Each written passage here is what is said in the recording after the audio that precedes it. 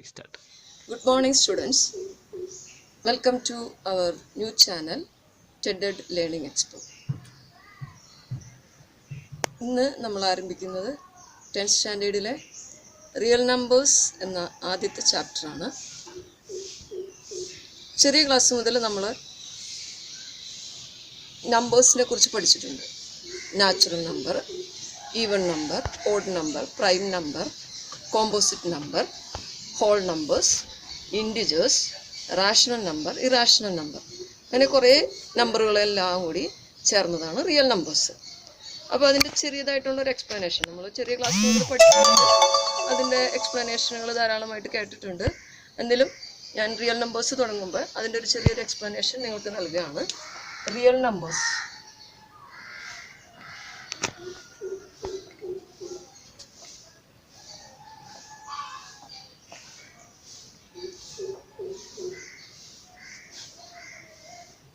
ഒന്ന് rational number,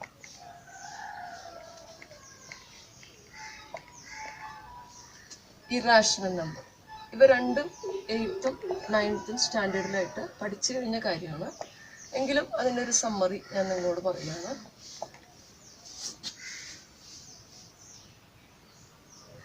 rational numbers എന്നാൽ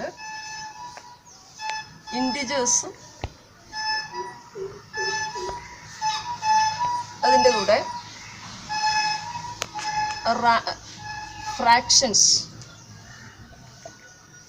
അല്ലെങ്കിൽ ഡെസിമൽസ്. ഫ്രാക്ഷൻസിനെ നമുക്ക് ഡെസിമൽ ആക്കാമല്ലോ. ഇൻഡിജേഴ്സ് എല്ലാവർക്കും അറിയാം എന്താണ്. പോസിറ്റീവ് ഇൻഡിജേഴ്സ്,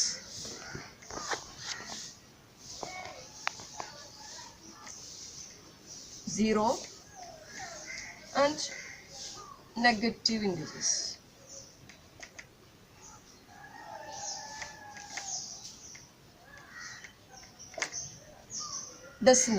ഡെസിമൽസിലും ഉണ്ട് ഡിവിഷൻസ്. എന്താണത്? ടെർമിനേറ്റിംഗ്, അതുപോലെ തന്നെ നോൺ ടെർമിനേറ്റിംഗ്,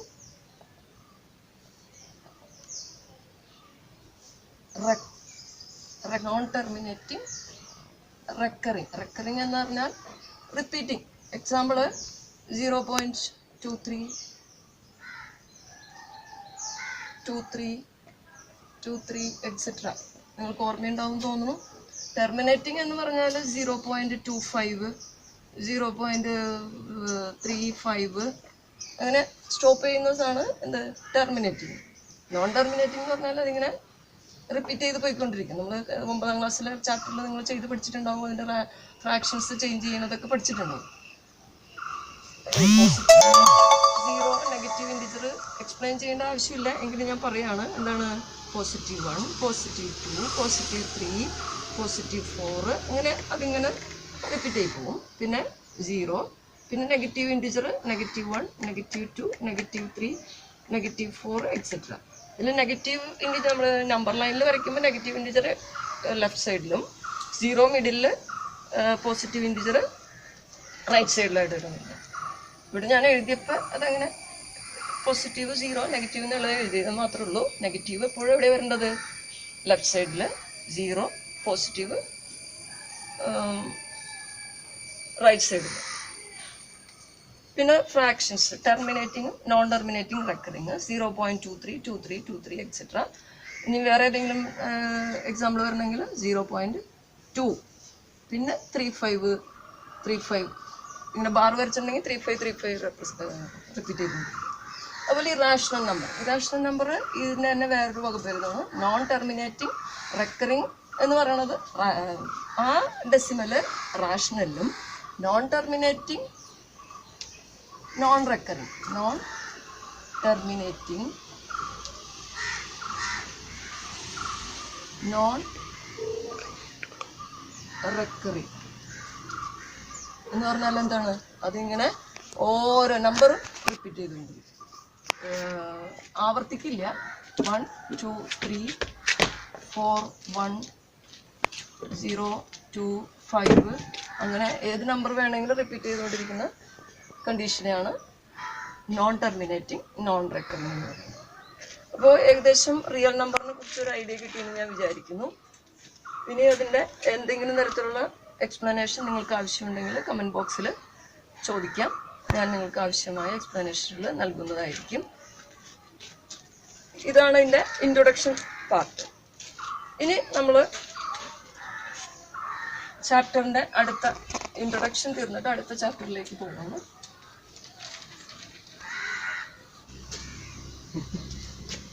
ഇനി നമുക്ക് പഠിക്കാനുള്ളത് യൂക്ലിഡ്സ് ഡിവിഷൻ ലെമ്മ. പേര് കേൾക്കുമ്പോൾ അത് എന്തോ വലിയ കാര്യമാണെന്ന് വിചാരിച്ചാലും നമ്മൾ ചെറിയ ക്ലാസ്സിൽ പഠിച്ചിട്ടുള്ളത് തന്നെയാണത്. അത് ഒരു ജനറൽ ഫോമാറ്റിൽ ഒരു മാത്തമാറ്റീഷ്യൻ്റെ പേരിൽ ആ ലെമ്മ നമ്മളോട് ഇവിടെ പറയുന്നു. Given positive integers, given positive integers നിങ്ങളുടെ ടെക്സ്റ്റ് ബുക്കിൽ കിടപ്പുണ്ടത്. Given positive integers A and B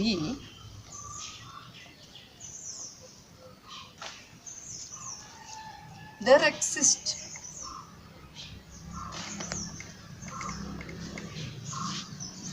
a unique integer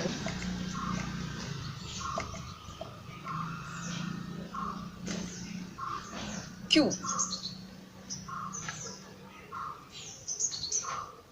and R. Given positive integers A and B, there exist unique integers Q and R satisfying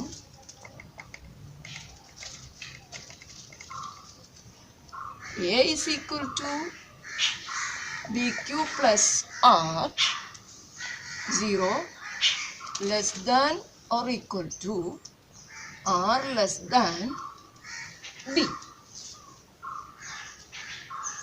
ഇവിടെ A, B എന്നിവ രണ്ട് integer. നിങ്ങൾക്ക് ഇഷ്ടമുള്ള ഏത് integer വേണമെങ്കിലും എടുക്കാം. ആ ഇൻഡിജറിൽ ഒരെണ്ണം വലുതും ഒരെണ്ണം ചെറുതുമായിരിക്കും. വലുതിനെ ചെറുതുകൊണ്ട് ഡിവൈഡ് ചെയ്യുക.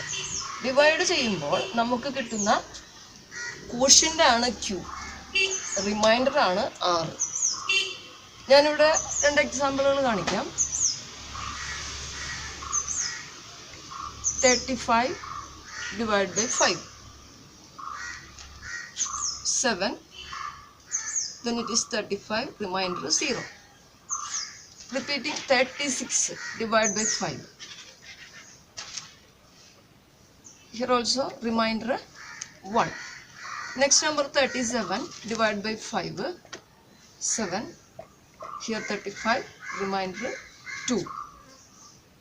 38 divided by 5, 7 quotient, remainder 3.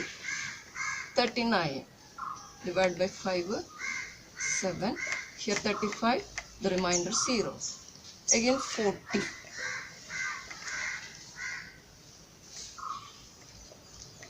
Remainder 0. If you take next number 41, again what will be the remainder? 1. This process repeated. What happens? 42, the remainder will be 2. 43, the remainder will be 3. 44 divided by 5, the remainder will be 4. Again 45, the remainder will be 0. അപ്പോൾ ഇതിൽ നിന്ന് നമുക്ക് എന്താ മനസ്സിലാവണേ? നമ്മൾ 35 എന്ന് പറയുന്നത് ഒരു integer, 5 എന്ന് പറയുന്നത് വേറൊരു ഇൻറ്റിജർ. 35നെ 5 കൊണ്ട് ഡിവൈഡ് ചെയ്തപ്പോൾ നമുക്ക് കോഷ്യൻ്റ് ആയിട്ട് എന്ത് കിട്ടി? Quotient 7, remainder 0. ആ പ്രോസസ്സ് ഓരോ വ്യത്യസ്ത നമ്പറിലേക്ക് റിപ്പീറ്റ് ചെയ്തപ്പോൾ 1, 2, 3, 4. എന്നാൽ നമുക്ക് 5-നേലും 5ഓ 5-നേലും മുകളിലുള്ള നമ്പർ റിമൈൻഡറായിട്ട് കിട്ടിയില്ല. ഇതിൽ നിന്ന് നമുക്ക് എന്താ മനസ്സിലാവണത്?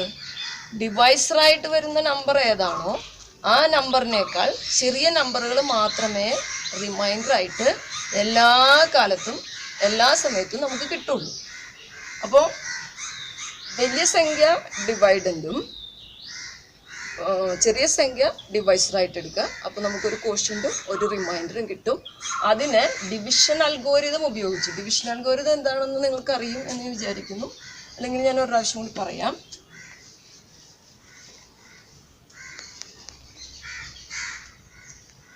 എന്താണ് ഡിവിഷൻ അൽഗോരിതം?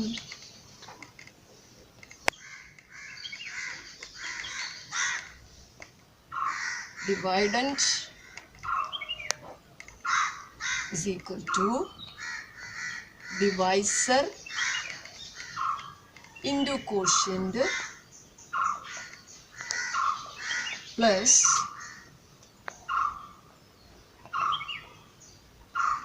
remainder.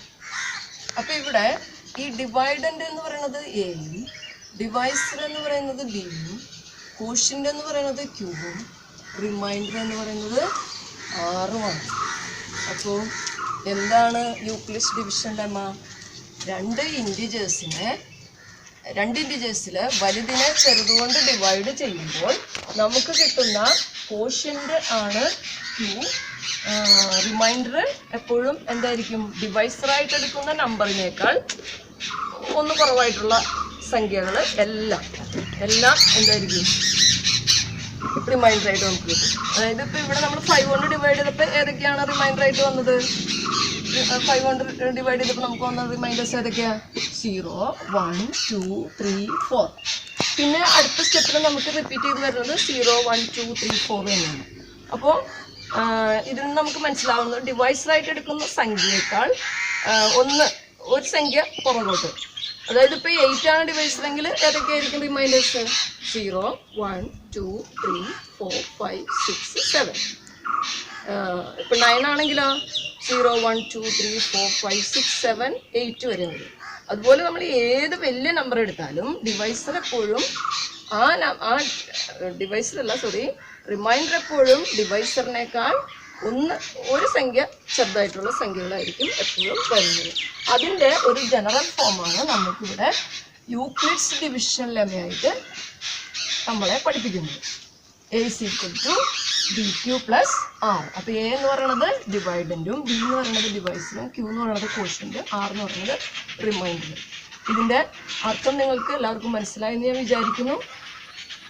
അതുപോലെ തന്നെ ഏതെങ്കിലും ഭാഗം നിങ്ങൾക്ക് മനസ്സിലായില്ലെങ്കിൽ നിങ്ങൾ കമൻറ്റ് ബോക്സിൽ കമൻറ്റ് ഇട്ടാലും ഞാൻ ഒന്നും കൂടി വീണ്ടും എക്സ്പ്ലെയിൻ ചെയ്യുന്നതായിരിക്കും. അപ്പോൾ ഇത്രയും കാര്യങ്ങൾ നിങ്ങൾ ശരിക്കും മനസ്സിലാക്കി പഠിക്കുക. വേറെ ഏതെങ്കിലും നമ്പറുകളെടുത്ത് നിങ്ങളിങ്ങനെ റിപ്പീറ്റ് ചെയ്ത് ഡിവൈഡ് ചെയ്ത് നോക്കുകയാണെങ്കിൽ നിങ്ങൾക്കിത് വ്യക്തമാകുമെന്ന് വിചാരിക്കുന്നു. ഇനി നമുക്കിതിൻ്റെ പ്രോബ്ലത്തിലേക്ക് പോകാം. പ്രോബ്ലം ചെയ്യുന്നതിന് മുമ്പ് ഒരു യൂക്ലിഡ്സ് ഡിവിഷൻ അൽഗോരിതം എന്ന് പറഞ്ഞാൽ നിങ്ങളുടെ page number 4 step 1, step 2, step 3 എന്ന് പറഞ്ഞ് 3 സ്റ്റെപ്പുകളായിട്ട് എഴുതിയിട്ടുണ്ട്. അതൊന്ന് വായിക്കുന്നത് നല്ലതായിരിക്കും. ഞാനൊന്ന് ഇവിടെ എക്സ്പ്ലെയിൻ ചെയ്യാം, അതിനുശേഷം പ്രോബ്ലത്തിലേക്ക് നമുക്ക് പോവാം. Let us state Euclid's division algorithm clearly. To obtain the HCF of two positive integers, say C and D, with C greater than D, follow the steps below. What is the first step? Apply Euclid's division lemma. നമ്മളിപ്പോൾ പഠിച്ച കാര്യമാണ് A is equal to BQ plus R. അതിവിടെ എക്കും ബിക്കും പകരം സിയും ഡിന്നും ഉപയോഗിച്ചു മാത്രമേ ഉള്ളൂ, വേറെ ഒന്നുമില്ല. ആ സിയും ഡിയും രണ്ട് ഇൻറ്റിജേഴ്സ്. അപ്പോൾ നമ്മൾ ആദ്യം തന്നെ അതിനെ സിനെ വലിയ നമ്പറിനെ ചെറിയ നമ്പർ കൊണ്ട് ഡിവൈഡ് ചെയ്ത് അത് യൂക്ലിഡ്സ് ഡിവിഷൻ അൽഗോരിതം, അതായത് dividend is equal to dividend into quotient plus remainder എന്നുള്ള ഫോമിലേക്ക് എഴുതണം. C is equal to DQ plus R. അതുപോലെ തന്നെ അടുത്തത് ഇഫ് R ഈക്വൽ ടു 0. ഇത് ഈ റിമൈൻഡർ 0 ആയിട്ട് കിട്ടുന്നത് എപ്പോഴാണോ അത്രയും സമയം ഈ പ്രോസസ്സ് റിപ്പീറ്റ് ചെയ്യും. അത് ഞാൻ പ്രോബ്ലം ചെയ്യുമ്പോൾ നിങ്ങൾക്ക് മനസ്സിലാവും. അവസാനം എപ്പോഴാണോ റിമൈൻഡർ 0 വരുന്നത് അപ്പോൾ ഉപയോഗിക്കുന്ന ഡിവൈസർ ഏതാണോ അതാണ് HCF. നമ്മൾ ചെറിയ ക്ലാസ്സിൽ പഠിച്ചിരിക്കുന്ന HCF നിന്ന് വ്യത്യസ്തമായിട്ടാണ് വേറൊരു രീതിയിൽ യൂക്ലിഡ്സ് ഡിവിഷൻ അൽഗോരിതം ഉപയോഗിച്ചാണ് HCF കാണുന്നത്. ഇവിടെ എക്സാമ്പിൾ ഒരെണ്ണം കൊടുത്തിട്ടുണ്ട്, അത് നിങ്ങൾ തന്നെ ചെയ്ത് നോക്കുക. ഞാനിവിടെ എക്സസൈസ് 1.1 ഫസ്റ്റ് പ്രോബ്ലത്തിൽ ചെയ്യാം. Use Euclid's division algorithm to find the HCF of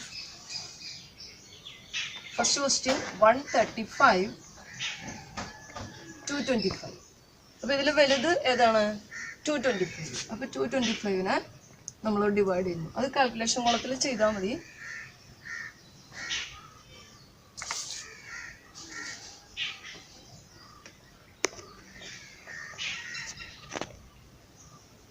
One 135 remainder 0.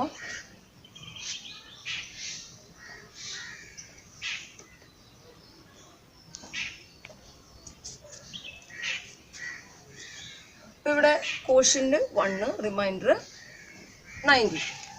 നമ്മളെങ്ങനെ ഡിവിഷൻ അൽഗോരിതം ഫോമിൽ എഴുതും? ഇവിടുത്തെ divisor 225 is equal to 135 into 1 plus 90. ഇനി അടുത്തത് ഈ 135നെ 90 കൊണ്ട് ഡിവൈഡ് ചെയ്യും.